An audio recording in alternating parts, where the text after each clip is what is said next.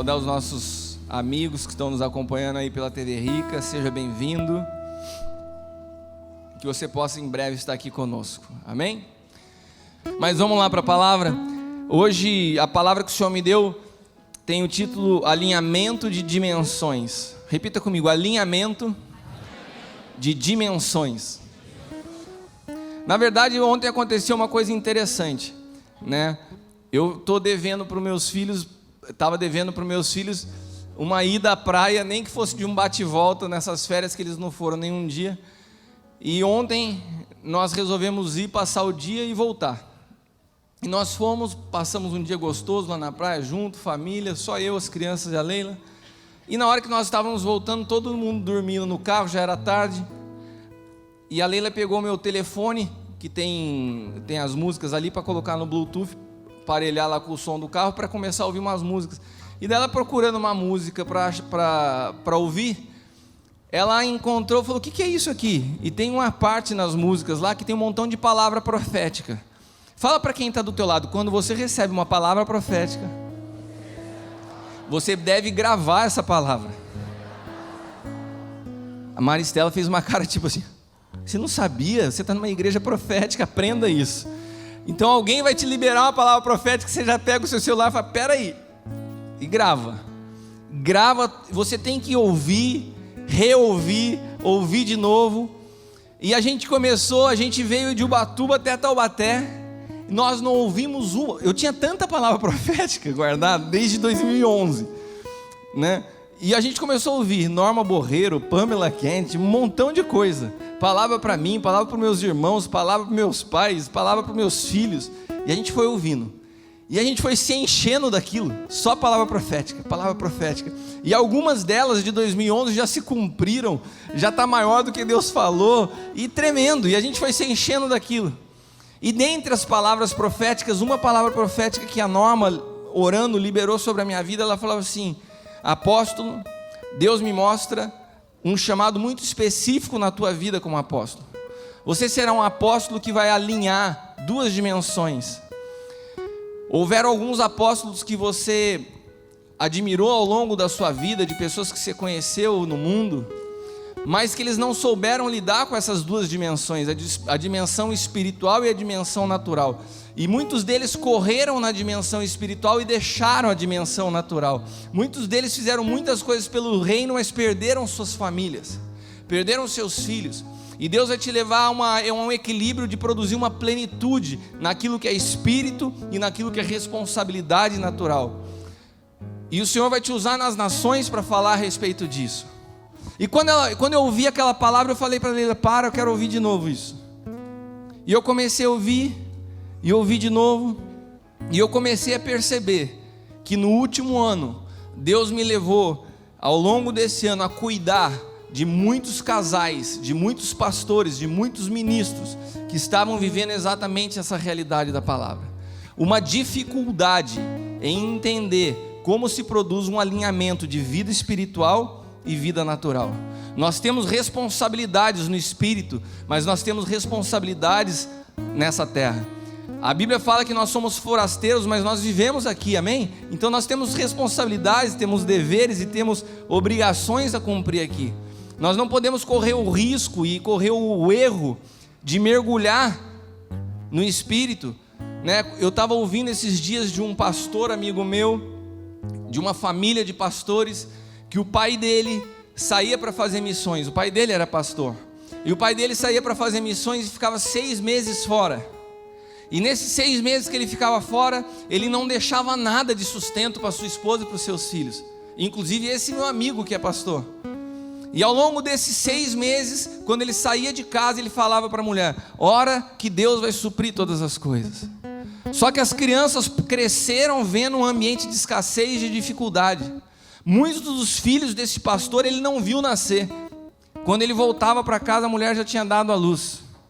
Então nós vimos que houveram gerações antes de nós que não souberam ter um equilíbrio do que é a vida do espírito e do que é a vida natural, do que são essas duas dimensões. Porque na verdade, quando nós nascemos, todos nós nascemos de forma natural e conduzimos as nossas vidas em uma só dimensão até o dia que você tem um encontro com Jesus Cristo. Todos nós que estamos aqui, depois de nascer, crescer, período de adolescência, juventude, durante esse período, se você não teve um encontro com Cristo, você conduz toda a sua vida numa única dimensão, que é a dimensão natural. O que governa a tua vida é o terreno. O que governa a tua vida é essa dimensão, é o que você vê. Só que tem um momento na tua vida, teve um momento na minha vida, teve um momento na tua vida que você se encontrou com Cristo. E a Bíblia fala que quando nós nos encontramos com Cristo, muitas das coisas que foram feitas na cruz começam imediatamente a tomar curso em nossa vida. Redenção, remissão, justificação, enfim, e nós começamos a ter vida no Espírito, algo que nós antes não sabíamos o que é, uma outra dimensão. O que é essa história de profético? O que é essa história de orar e Deus responder? Como que se resolve um problema dessa maneira? Como se trata uma situação assim? Como que é isso? Morrer para a minha vontade, para que a vontade de Deus possa ser produzida através da minha vida. Então você começa a mergulhar e caminhar numa outra dimensão que até então você não conhecia.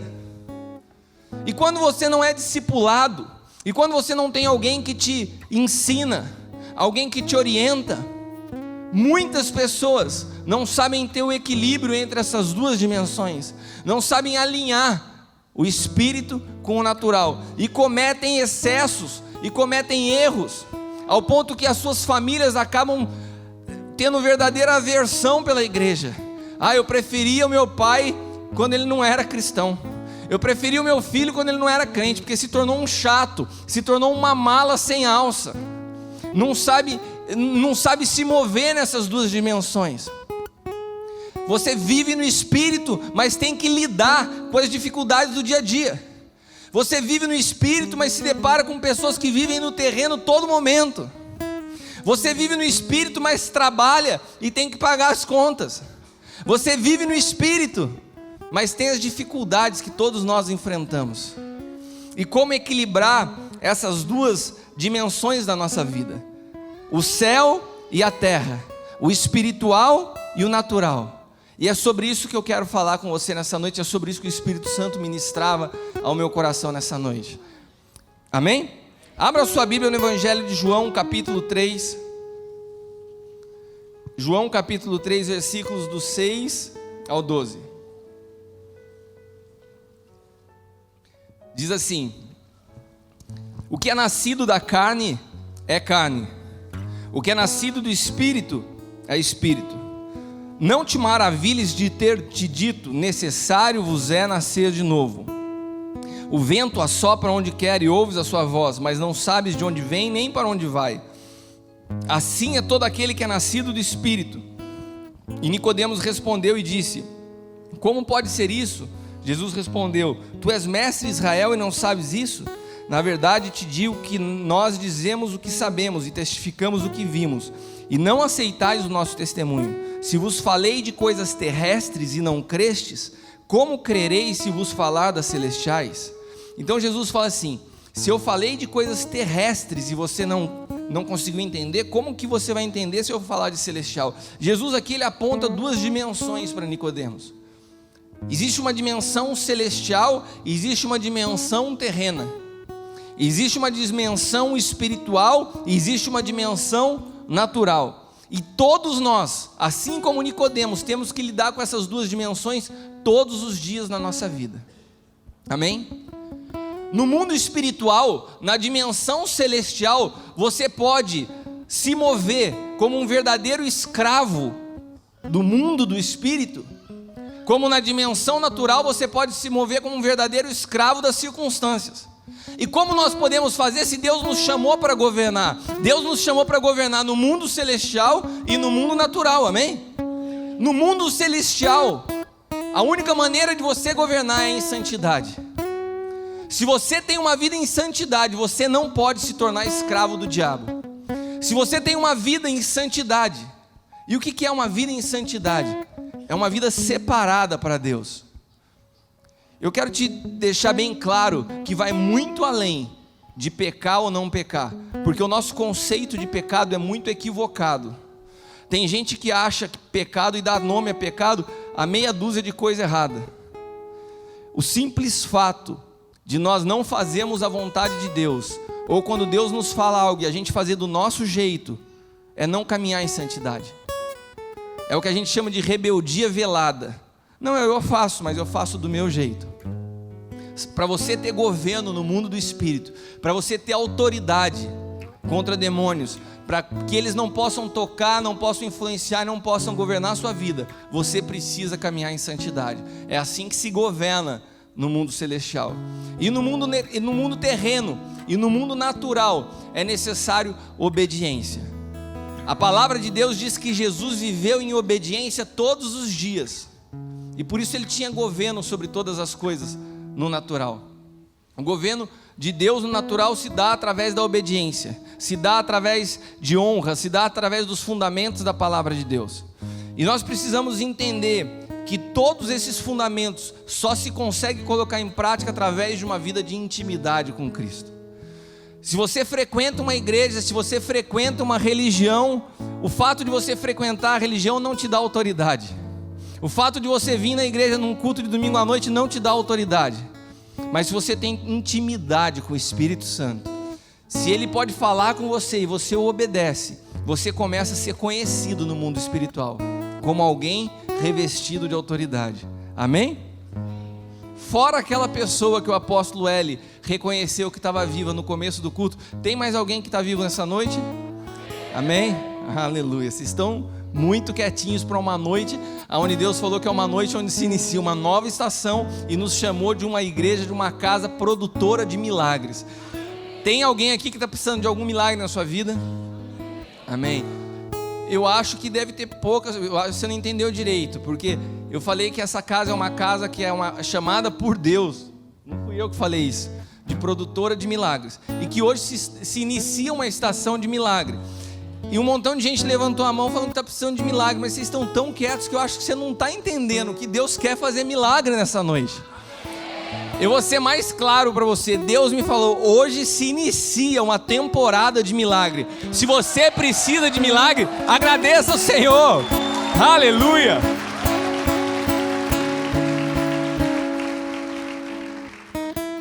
Amém? A gente está caminhando para o milagre. Está comigo aqui? Vamos entender como governar no espírito, no natural, que daí a gente vai chegar no final dessa história com um ambiente preparado para que Deus possa liberar aquilo que Ele quer nessa noite. Antes que você me julgue e fale, o quê? Deus precisa de um ambiente para fazer? Saiba que Jesus foi impedido de fazer milagres na sua cidade porque as pessoas não souberam preparar um ambiente de fé, de expectativa. Os próprios familiares dele não criam nele, e por isso ele era limitado. Nessa noite não limite o poder de Deus, para que o milagre possa chegar na sua vida. Amém? Creia, confie, entenda que nessa noite há algo de diferente de Deus para fazer sobre a tua vida, para fazer sobre a minha vida. Eu estou cheio de expectativa, porque se você não crê, eu preciso de milagre, eu creio que Deus vai fazer. Se ninguém quiser, Senhor, eu quero te dizer que eu quero. Amém? Então nesse momento, quando o Senhor nos fala e quando nós nos encontramos com Ele, o Espírito ativado em nossa vida, começa um conflito. Começa esse conflito do convívio da vida no Espírito, mas vivendo ainda no mundo terreno, com dificuldades e responsabilidades terrenas. E daí a gente começa a ver alguns absurdos. Eu me lembro que quando eu me converti, eu estava no último ano da faculdade e algumas pessoas me aconselhavam assim, larga a faculdade, Jesus vai voltar, mergulha na igreja, você tem um chamado na sua vida. E eu ficava assim, nossa, será que é por aí? E daí tem gente que quer parar com tudo, porque o problema é que às vezes a presença de Deus é algo tão maravilhoso, você viver o reino de Deus é algo tão tremendo, que daí você sai daqui e se depara com a realidade e você fala assim, eu vou ficar aqui, vou morar na igreja. E daí a gente esquece que Deus tem algo para a gente produzir lá fora, que o reino de Deus não é aqui dentro, aqui é só para você se encher para produzir transformação lá fora. E se nós esquecemos disso, a gente começa a ter a nossa caminhada comprometida pela falta de entendimento e sabedoria de como conciliar essas duas dimensões. Tem pessoas que atropelam as coisas, porque nós ainda não saímos desse mundo. Nós temos que responder as questões no natural e no espírito. Repita comigo: eu preciso responder a Deus pelas coisas que Ele me confiou, no natural e no espírito. Amém? Você vive em duas dimensões ao mesmo tempo. Olha para quem está do teu lado e fala assim: você precisa assistir ao filme Matrix. É mais ou menos isso que ele está falando. Amém? Você vive duas dimensões ao mesmo tempo. Olha aqui para mim. Eu vou falar mais uma vez. Você vive duas dimensões ao mesmo tempo. Faz assim, ó. Duas dimensões ao mesmo tempo. Existe um homem espiritual e um homem natural. E eu presto contas a Deus do meu homem natural e do meu homem espiritual. Amém? Está aqui? Aleluia. Então nós temos que responder isso. Eu tenho que responder questões a Deus como marido. Eu tenho que responder questões a Deus como pai. Eu tenho que responder questões a Deus como meu comportamento de filho. Mas eu tenho que também responder questões a Deus como sacerdote. Eu tenho que responder também a Deus situações a respeito de uma unção apostólica que Ele colocou sobre a minha vida. Então, na minha conversa com Deus, eu respondo pelo meu homem natural e eu respondo pelo meu homem espiritual, porque os dois caminham juntos. Duas dimensões. Olha para quem está do teu lado e fala de novo: duas dimensões. Olha para quem está do teu lado e faz assim, ó.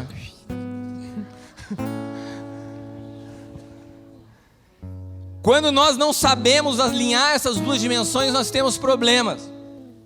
Se você não sabe alinhar essas duas dimensões, você vai ter problema. Repita comigo: depois que eu aceitei Jesus, por mais que eu viva no Espírito, eu continuo tendo um corpo terreno. Amém? Não vai achar porque eu falei para você que você vive como Matrix, que você consegue atravessar a parede, que você vai quebrar a cara. Você ainda está num corpo terreno. Você é espírito e habita temporariamente nesse corpo. Então a gente tem que saber conviver com as duas coisas. Você é um ser eterno dentro de um corpo que é terreno, temporário. Olha que conflito. Eu estou falando para você de uma forma e estou repetindo bastante isso, porque agora eu vou começar a te dar exemplo prático dos problemas que eu vejo pessoas tendo no seu dia a dia, relacionados a isso. Um dos problemas: casamento. Casamento, tem alguém aqui que tem problema? Não, levanta sua mão. Tem alguém aqui que tem problema no casamento? Só um exemplo. O pessoal de casa deve ter. A grande maioria dos ministros que eu aconselho com problema no casamento tem dificuldade de compreender o básico do que eu estou falando nessa noite, que existem duas dimensões. Então o cara acha que ele é pastor, e que ele é pastor, a esposa dele quando ele chega em casa, ela tem um pastor, não tem um marido. Que os filhos dele quando ele chega em casa tem um pastor, não tem um pai. Então o pastor chega em casa e a mulher fala assim: pô, bem, não deu tempo de eu fazer a comida. Olha, vamos para a Bíblia. Eu vou te mostrar na palavra que você está em pecado, mulher, né? Porque a mulher tem que se sujeitar ao seu marido. Vocês estão rindo? Isso é a coisa mais natural que vocês podem imaginar, né? Daí tem a mulher também, que não sabe viver as duas dimensões. O marido chega em casa do futebol, pega a chuteira e joga. Opa, pode parar. Como se joga chuteira? Não, deixa a chuteira aí, mulher. Vem, vamos para a Bíblia. O sacerdote e papai. Cara, eu não vou falar o que eu acho, mas é uma chatice viver num ambiente desse. Eu quero te dizer uma coisa, meu irmão. Você que é ministro nessa casa, você que é pastor, você que é evangelista, você que é profeta, você que é dentro da sua casa, a sua esposa precisa de um marido. Eu quero te dizer uma coisa, você que é mestre, você que é pastor, você que é bispo, você que dentro da sua casa o seu filho precisa de um pai. E a gente não entende isso, não compreende isso e começa a ver uma série de distorções dessas duas dimensões ou desses dois papéis sendo colocados de forma equivocada.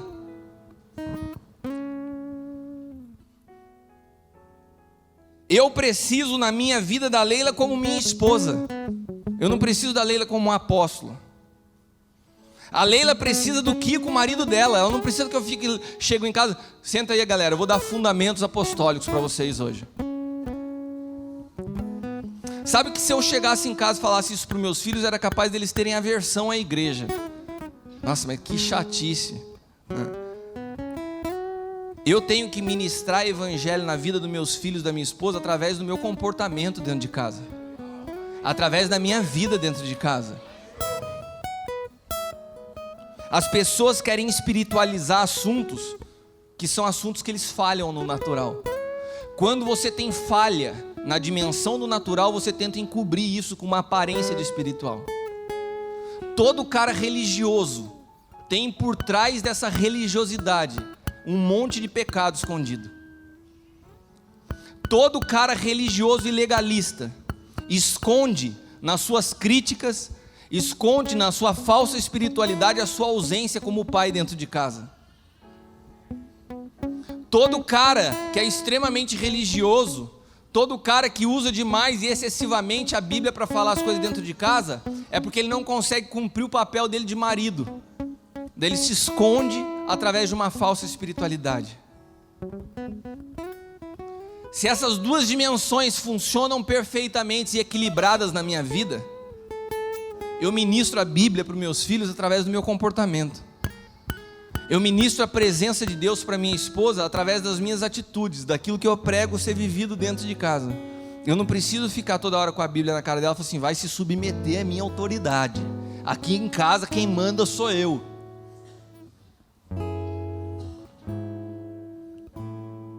E eu quero te dizer uma coisa, hoje tem muitos casamentos que estão destruídos por causa dessa bobeira de falta de entendimento dessas duas dimensões. Destruídos. E eu vou te falar uma coisa, eu tenho aprendido algo sobre paternidade, no cuidado de pastores de outras igrejas. Eles sentam, normalmente começam a abrir e conversar comigo problemas da igreja. Eu falo, meu irmão, deixa eu te falar uma coisa.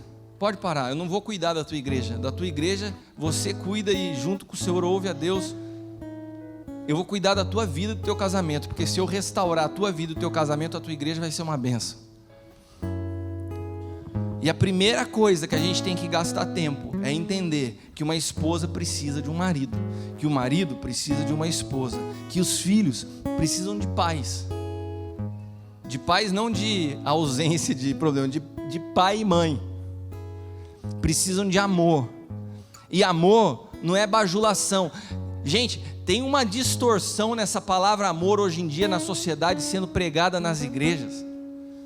Por causa exatamente dessa ausência do pai dentro de casa, por causa dessa ausência do marido, se acha que amor é um montão de melação e um montão de palavrinha, ficar agarrado, abraçado. Isso aí não quer dizer nada. Eu conheço pai que tem um comportamento com o filho que brinca, que joga bola, que luta, que chuta, mas não tem nenhuma autoridade de pai. Porque pai corrige, porque pai mostra, isso aqui está errado, porque pai coloca limite, porque pai exorta, e sabe fazer isso com equilíbrio das duas dimensões, ouvindo a Deus e sabendo que tem que ter uma atuação na prática. Porque se você quer ouvir a Deus e não quer atuar na prática, vai ser monge lá no Tibete, vai viver isolado. Se você quer ouvir a Deus e produzir transformação, você tem que entender que todas as vezes que você ouvir a Deus, vai ter um comando prático para você colocar na sua vida. Você nunca vai ouvir a Deus para ficar, tô chapando na presença. Não, você vai ouvir a Deus e Deus fala, faz isso. Há uma terra a transformar, há pessoas para serem alcançadas, há um mundo para ser transformado. Deus não vai perder tempo na sua vida para ficar só trazendo para você arrepio, se esse arrepio não produzir na tua vida uma transformação prática.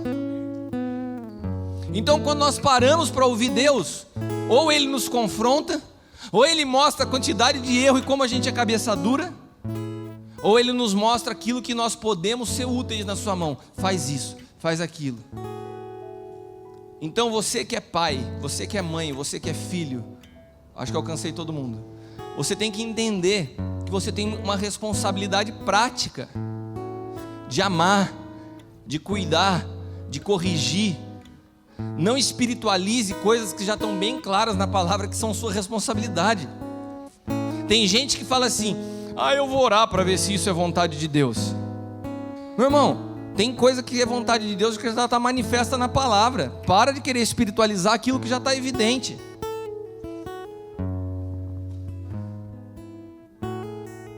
Primeiro João capítulo 3 versículo 18 diz assim: meus filhinhos, não amemos de palavra nem de língua, mas por obra e em verdade. A palavra obra e verdade no original nos dá um sentido de cumprimento prático com o nosso compromisso de amar. Se eu amo, eu tenho um compromisso prático. Olha para quem está do teu lado e fala assim: se você me ama, você tem um compromisso prático com a minha vida.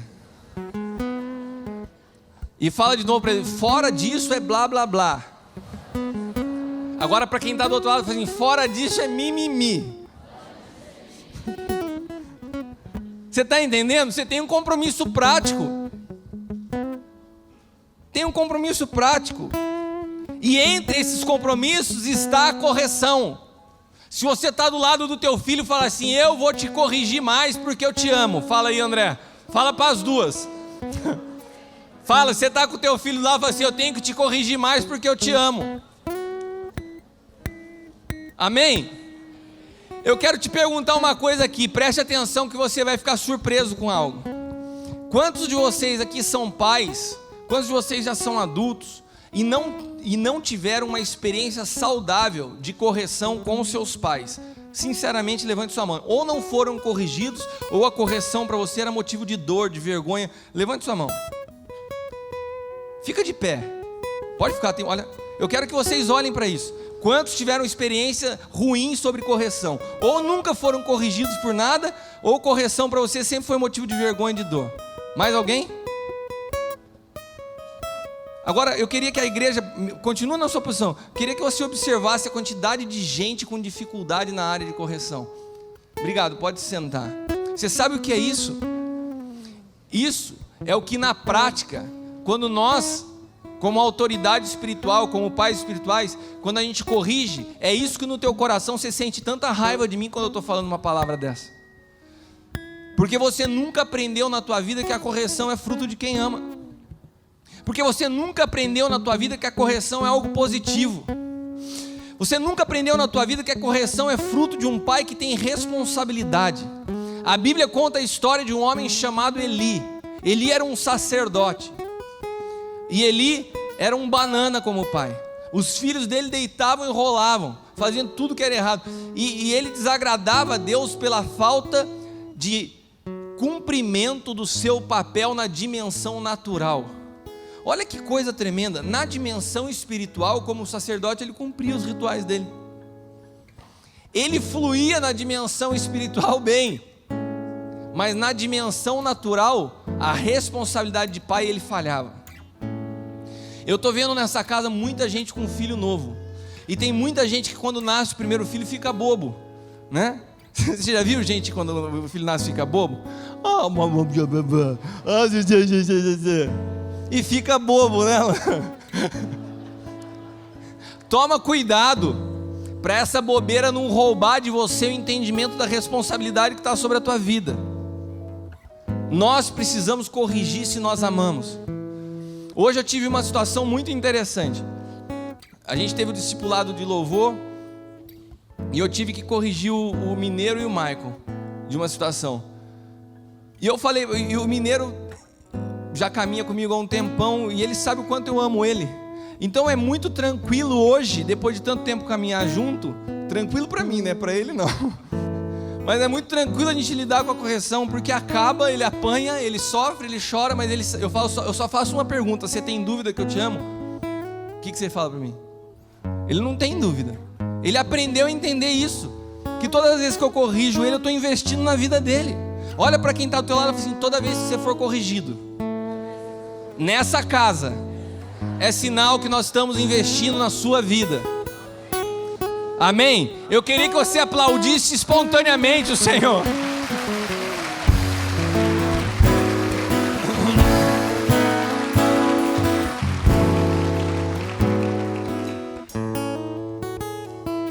Quando Eli falhou na educação dos seus filhos, sabe o que ele atraiu para sua família? Repita comigo: morte, destruição.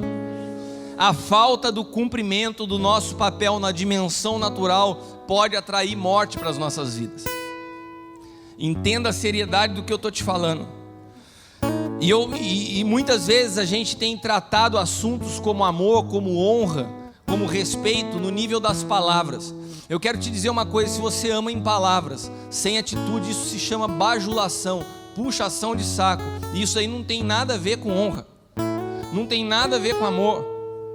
Eu me lembro uma vez que nós estávamos aqui num culto, uma presença de Deus, e no fogo caindo, e aquele negócio, e reteté para lá para cá, chegou alguém, pôs a mão no apóstolo, ele falou assim: apóstolo, eu te amo. Ele falou assim: eu recebo, mas eu não acredito. E eu olhei do lado e falei assim: nossa, o apóstolo Hélio, com toda essa delicadeza, mas a sinceridade que lhe é peculiar, falou, e era verdade. E a gente, nessa casa, a gente tem uma coisa bastante tranquila, que nós não amamos de palavra. A gente não precisa ficar te bajulando para falar que te ama, mas todas as vezes que a gente te corrige, todas as vezes que a gente te ensina, todas as vezes que a gente puxa a tua orelha, a gente está falando: você é importante para nós. Porque o amor, ele tem essa manifestação prática. A bajulação sem correção produz rebeldia e morte. O amor com correção produz maturidade e vida. São duas coisas completamente diferentes. Eu vou repetir isso para você. A bajulação: ai, meu filhinho, eu amo você, meu filhinho, você é o filhinho mais lindo do mundo, vem cá com o papai, né? Só palavra. Não tem correção. Bajulação sem correção produz rebeldia e morte. Amor com correção, porque você tem que corrigir com amor, senão você vira um cavalo também. Amor com correção produz maturidade e vida. Você quer que a pessoa que caminha contigo, você quer que o teu filho cresça, corrija ele em amor. Vai produzir nele maturidade e vai gerar nele vida. A Bíblia fala que a princípio a correção pode parecer que produz dor, mas ela vai produzir maturidade e vida. Abra sua Bíblia em Hebreus capítulo 13, tem um texto muito interessante em Hebreus capítulo 13, versículos 14 ao 17. E fala para a pessoa que está do teu lado: hoje, ainda hoje, Deus inaugura a temporada de milagres. Nós estamos caminhando para isso. Amém.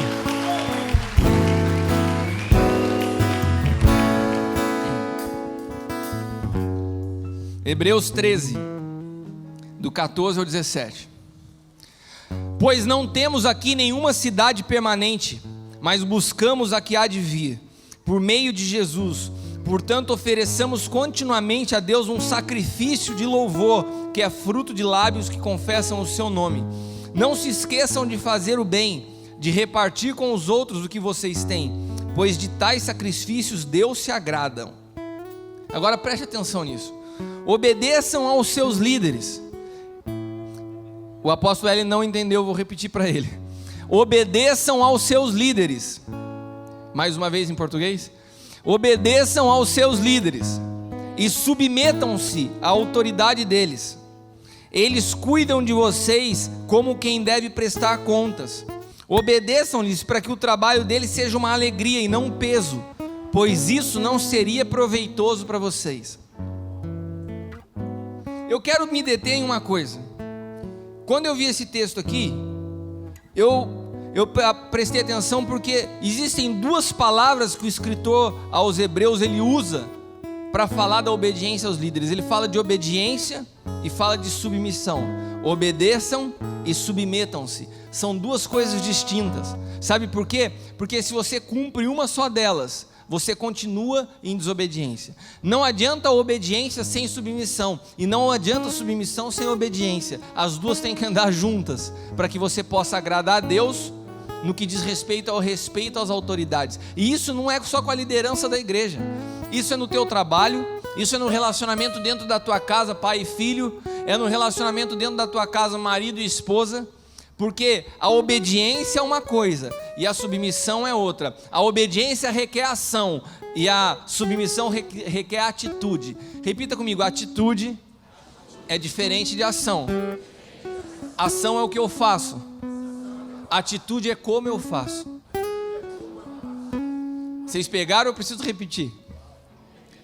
Obediência é diferente de submissão. A obediência é ação, a submissão é uma atitude. A atitude é diferente de ação, porque a ação é o que eu faço e a atitude é como eu faço. Você deveria escrever e tomar nota disso, porque pode ser que você bata no peito e fale assim: eu sou uma pessoa obediente. E depois dessa definição você vai perceber: realmente eu não sou tão obediente. Porque a obediência sem submissão, ela também é rebeldia. Não, vou falar uma outra frase que daí vai rimar, vai ficar mais legal. Obediência sem submissão também é rebelião. Essa ficou legal. Obediência sem submissão é rebelião. Sabe por quê? Como funciona isso na prática?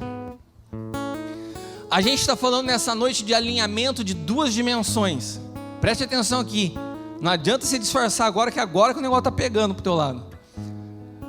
Nós estamos falando de alinhamento de duas dimensões, amém? A dimensão espiritual com o natural, a dimensão celestial com a dimensão terrena. E quando a gente fala de correção, essas duas dimensões que atuam em conjunto na nossa vida, essas duas dimensões estão presentes com uma força ainda maior. Por quê? Porque a obediência, ela atua muito na dimensão natural. Você tem que ter uma atitude prática. Sabe o que é, por exemplo? Eu falar assim: Anderson, por favor, coloca essa cadeira que você está sentado aqui na frente e senta no chão. Estou falando para você.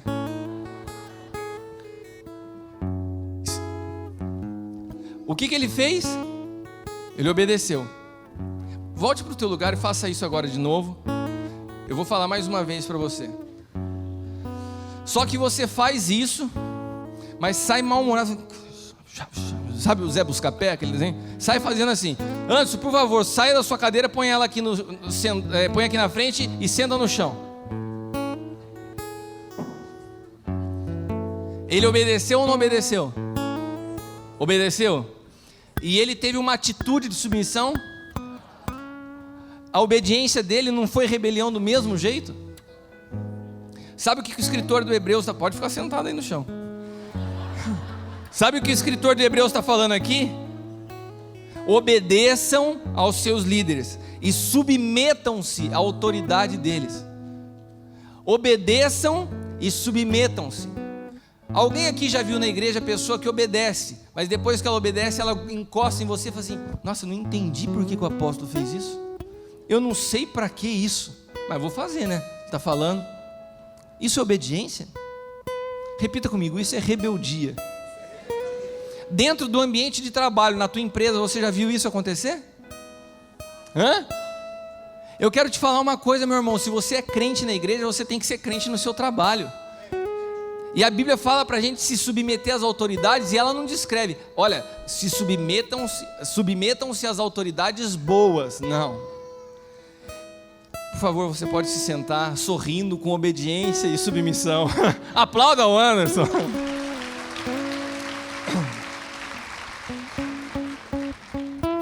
Diz a Bíblia que na história de Eli, o sacerdote que não atuava na dimensão natural porque não sabia corrigir os filhos dele, ou seja, era um cara que estava falhando e pisando naquilo que era o sacerdócio dele em uma das dimensões, amém? Vocês entendem isso? Que era um cara falho numa área com Deus. Nós sabemos a história de Ana. Ana é uma mulher que não podia ter filhos. E Ana era constantemente envergonhada por Penina, porque ficava assim: nossa, eu tenho filho, você não tem. Ela ficava zoando, tirava onda. E todas as vezes que elas subiam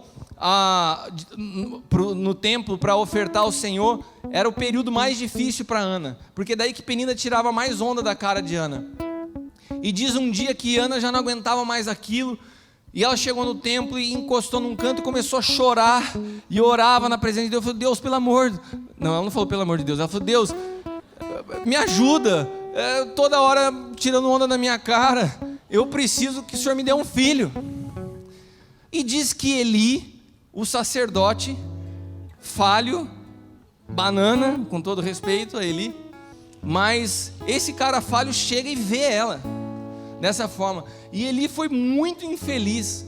Uma mulher orando no templo, ele chega e fala assim: o que você está fazendo aqui, embriagada, encheu a cara de cerveja, de vinho, fica agora deitada aí, parecendo uma bêbada aqui no templo, rapa fora daqui. Mas diz que Ana, mesmo sabendo que ele era um sacerdote errado, que não corrigia os seus filhos, que estava fazendo as coisas equivocadas, e ele foi e tratou ela com injustiça, tinha todas as condições armadas para ela falar um montão de besteira para ele. Tinha ou não tinha? Se fosse com você, você falava ou não falava? Toma cuidado, pastor. Vamos tomar cuidado. Mas tem muitas pessoas que preparam esse ambiente. E não sei não, hein? Não sei não se o apóstolo Cristiano tem autoridade para falar sobre isso na minha vida.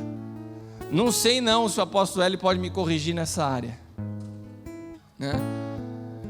E ainda mais, nosso jeito que ele falou comigo foi injusto.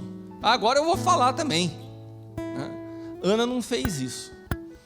Ana não só obedeceu à autoridade dele, como se submeteu a ela e tratou ele com honra.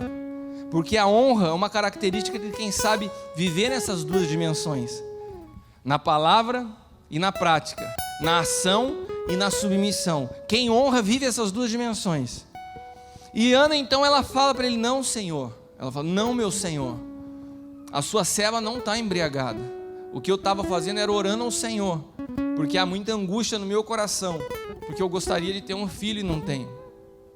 E diz que Eli, vendo a atitude daquela mulher, repita comigo: a atitude daquela mulher. A atitude é essa submissão, é como você faz as coisas, é o como, não o fazer. Vendo a atitude de como ela respondeu a ele, ele abençoa ela e fala assim: vai em paz, e o Senhor conceda o desejo do teu coração. E sabe o que acontece depois daquela bênção desse homem? Equivocado, injusto, errado, que fez tudo errado, mas era, repita comigo, mas era autoridade. Esse homem libera uma palavra de bênção, e sabe o que acontece? Aquela mulher engravida naquele dia. O que eu estou querendo te dizer é que quando nós nos submetemos aos princípios de Deus, Deus opera. Então, diante de todas as falhas que eu possa ter, diante de todas as falhas que o apóstolo Hélio possa ter, se Deus está falando que se inicia uma temporada de milagres, creia no teu coração, creia no teu espírito, porque Deus irá fazer. Amém?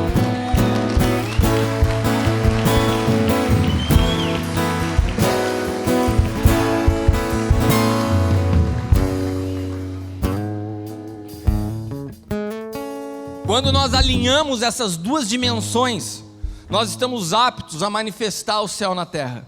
Quando você alinha essas duas dimensões na sua vida, nós começamos a preparar um ambiente de manifestação do céu na terra. Romanos 1,17 diz assim: porque no Evangelho é revelado a justiça de Deus, uma justiça que desde o princípio ao fim é pela fé, como está escrito: o justo viverá pela fé. Essa palavra que eu li aqui em Romanos, Paulo repete essa palavra na carta aos Gálatas, Paulo repete essa palavra, o escritor aos Hebreus repete essa mesma palavra em Hebreus: o justo viverá pela fé. Repita comigo: o justo viverá pela fé. Esse versículo é tão importante que ele é repetido várias vezes, porque a fé é o fundamento do milagre. Nós somos pessoas de milagres, nós somos uma igreja de milagres, nós cremos em milagres, nós vivemos milagres, nós confiamos em milagres, nós estamos esperando qual será o próximo milagre. Aleluia! Eu quero que você entenda isso. A palavra de Deus diz: o justo viverá pela fé. E ainda continua: e se ele retroceder, a minha alma não tem prazer nele. Ou seja, a fé é a base do milagre. E nós somos um povo de milagre. Não importa se você chegou num beco sem saída, não importa se a situação da sua vida hoje parece que não tem solução, nós servimos ao Deus do milagre, ao Deus do impossível, e Ele vai fazer algo novo na tua vida. O profeta Paulo Ricardo falou: nessa noite começa algo inédito. Eu creio em algo inédito. Eu creio em algo inédito. Aleluia. E eu quero te dizer que isso é tão sério. Isso é tão sério. Esses dias nós estávamos falando sobre África. Surgiu uma possibilidade de estar lá no Quênia, como que chama? Nairobi. E daí começamos a conversar com as pessoas de lá, como que eram as situações, como que as coisas aconteciam, e começar a entender como as coisas se movem na África. E uma pessoa me falou assim: se prepare, porque a África é diferente de tudo que você já viu. Eu falei: mesmo, o que acontece na África? Na África as pessoas creem em milagres. Na África as pessoas creem em homens de Deus. Sabe o que acontece na África?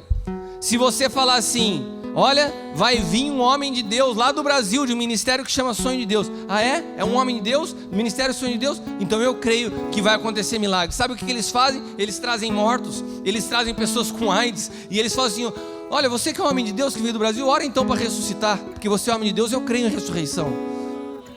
Está aqui uma pessoa, está aqui uma criança que acabou de morrer, você pode orar por ela, apóstolo? E sabe o que acontece? Na África, as pessoas ressuscitam, as pessoas são curadas de AIDS, as pessoas são curadas de câncer. Sabe por quê? Porque eles se aproximam de Deus como uma criança. E a gente às vezes se acha crescido e entendido demais para lidar com milagre. Se nós não nos prepararmos e nós não tivermos um coração como o de uma criança, nós não vamos poder experimentar a plenitude do que é reino de Deus. Quando eu vi isso, eu não me impressionei pelo fato de poder ter a oportunidade de ir lá e ver isso acontecer. Eu me impressionei porque eu falei assim: eu quero ver isso acontecer aqui. Eu quero ver isso acontecer aqui. Eu quero que nós sejamos quebrados na nossa maneira de pensar com relação a milagre. Eu quero que quando Deus falar numa noite: hoje é uma noite de milagre, a igreja pule, a igreja salte, a igreja avança, a igreja creia. Aleluia.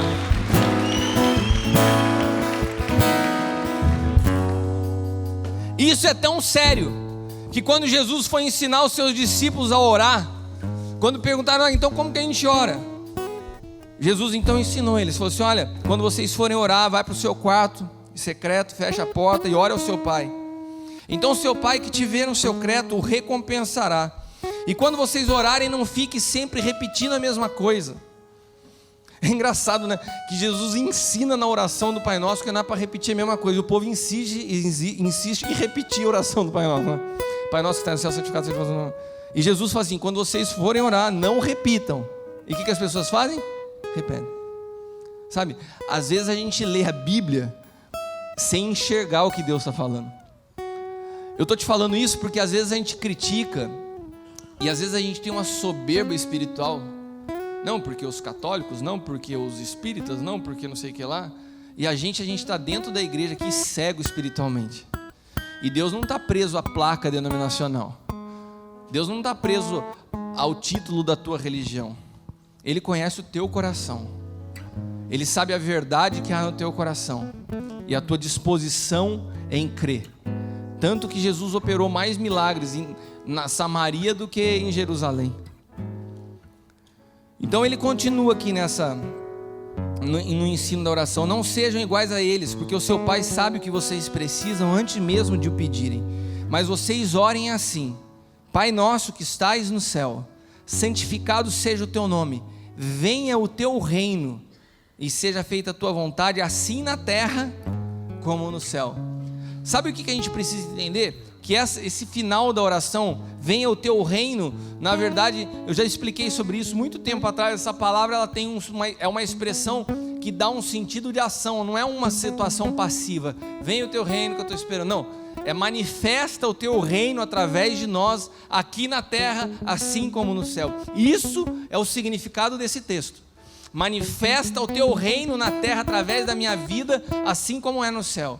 Ou seja, nós como igreja fomos orientados pelo próprio Jesus, que temos uma responsabilidade de manifestar na terra aquilo que é o ambiente do céu. E sabe qual que é a primeira oração que você faz quando o calo aperta? Você sabe qual que é a primeira coisa que você grita quando as coisas estão difíceis? Ai, Senhor, eu quero ir para a glória. Me leva, ou volta, Jesus. Não aguento mais essa vida. E o que Jesus fala? Quando vocês orarem, não orem assim. Antes, orem para que o céu venha para a terra. Não ora querendo ir embora, não. E tem gente que não só ora querendo ir embora, fala assim, não, já nem vou fazer muita coisa não, porque vai ficar tudo para o anticristo. Eu estou ouvindo aí uma conversinha furada. Onde que você vê isso na Bíblia, meu irmão? Não, meu irmão, você está desempregado, família passando dificuldade, já está procurando um trabalho? Não vou muito procurar trabalho. Eu estou ouvindo essa boato aí, estão falando que Jesus está voltando, eu vou ficar aqui. O que adianta conquistar as coisas desse mundo? Né? Vai ficar tudo para o anticristo. Olha para quem está do teu lado e fala assim, misericórdia. Nós temos a responsabilidade de manifestar o céu na terra. Agora deixa eu te fazer uma pergunta, no céu tem doença? Então a gente vai manifestar o céu na terra. Nós vamos manifestar a cura nessa noite sobre a tua vida. Amém? No céu tem necessidade? Então nessa noite nós vamos declarar fora todo o deserto e toda escassez na nossa vida. Amém?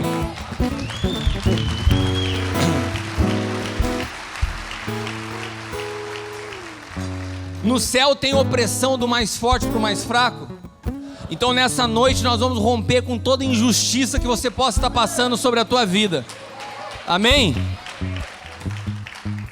No céu tem fofoca. Nós vamos romper com todo espírito de fofoca em nome de Jesus. No céu tem intriga. No céu você fica bicudo um com o outro. Então nós vamos romper com isso nessa noite em nome de Jesus. Olha para quem está do teu lado e fala assim, nós vamos manifestar o céu na terra. Aleluia.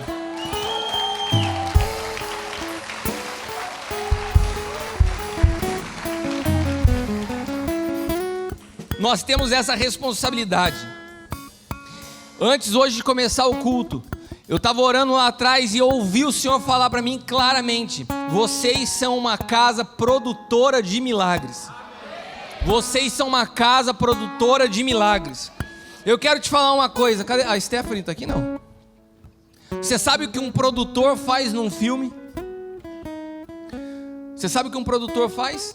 Ele prepara todas as coisas, ele coordena todas as coisas, ele faz toda a produção de cenário. Vamos ver os artistas, vamos como você se posiciona nessa cena e tal. Deus nos chamou de produtores de milagre. Sabe o que a gente tem que fazer nessa noite? Tem que preparar o povo. Quem está precisando de milagre aqui? Amém.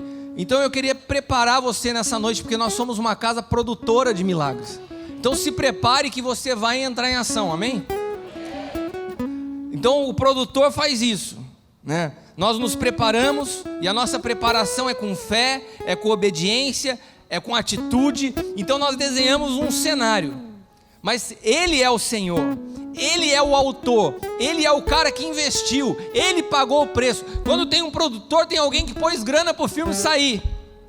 Esse alguém se chama Jesus. Ele pagou com a sua própria vida, para que essa história fosse transformada nessa noite, para que uma nova história fosse escrita, para que essa produção pudesse vir à luz. Ele é o investidor, é Ele que libera os recursos. Eu quero que você entenda isso, Ele liberou os recursos. O que nós precisamos para que esse filme aconteça? Tudo já foi liberado, o dinheiro já foi pago, as pessoas já estão aqui, o cenário já está montado, e nós como produtores só temos que colocar a cena para rodar. Ele já está avalizado por Ele, vai sair e vai ser um sucesso, amém? A sua história nessa noite vai ser transformada. O ambiente onde se manifestam os milagres são ambientes de honra. Entenda isso, que os ambientes onde acontecem milagres são ambientes de honra. Depende mais de você do que de mim. Depende mais de você do que do Senhor. Se você honra essa palavra, se você crê nessa palavra, não somente com ação, mas com atitude, não somente com palavras, mas com uma ação de submissão, você está trazendo honra. E quando você traz honra, você prepara um ambiente para que Deus possa manifestar um milagre. A Bíblia fala que Jesus não produziu milagres na sua terra, porque ele não era honrado lá. Davi foi desonrado, foi dentro da sua casa, por Mical. Então você precisa entender que os lugares de maior dificuldade de honra é quando nós ministramos para as nossas próprias pessoas. Todas as vezes que eu saio para ministrar em outros lugares, as pessoas têm uma expectativa, porque falam assim: nossa, vai vir um apóstolo de outro lugar, de um ministério. Assim como nós, quando recebemos alguém de fora, ficamos cheios de expectativa. Mas nós precisamos quebrar isso nessa noite.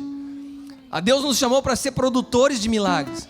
E os milagres vão acontecer nessa casa. Esteja eu pregando, esteja o André ministrando, esteja a Adriana ministrando. Quem Deus quiser usar, Ele vai usar.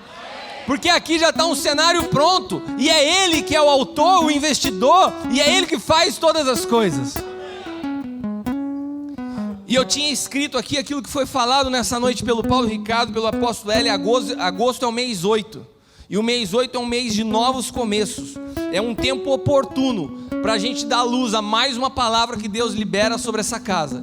Nós vamos gerar essa palavra hoje no Espírito. Produtores de milagres. Amém? Quantos creem nisso? Então vamos começar a agir nessa noite. Se você necessita de um milagre, saia do seu lugar e fique em pé aqui à frente. Nós vamos orar pela tua vida. Aleluia. Queria pedir para Camila, como profeta, separar profetas aí para orarem.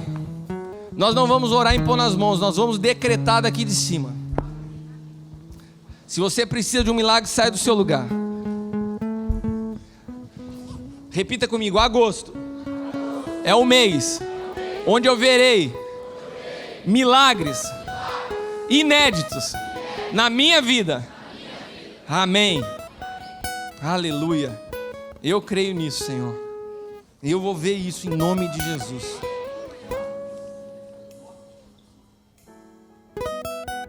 Adeus, profetas. Queria me despedir de você que está nos acompanhando pela internet. Quero liberar essa palavra sobre a sua vida. Se você está agora na sua casa, eu não sei onde você se encontra agora, está acompanhando pelo seu tablet, pelo seu celular, mas eu quero liberar essa palavra. Feche os teus olhos onde você está agora. Só se você estiver dirigindo, que você mantenha o olho aberto, por favor. Em nome de Jesus, que essa palavra se cumpra sobre a tua vida. E que nesse mês de agosto se inicie uma temporada de milagres. Que o sobrenatural de Deus te alcance. Que aquilo que é impossível para você possa se manifestar através da vontade de Deus agora na tua vida, em nome de Jesus. Eu declaro cura sobre toda enfermidade que possa estar te atormentando. Eu declaro libertação para toda pessoa que está presa nas drogas, em vícios. Eu declaro agora uma liberação financeira para você que está escravo em situações impossíveis. Esse é o mês do milagre do sobrenatural de Deus sobre a tua vida, em nome de Jesus. Amém. Deus te abençoe.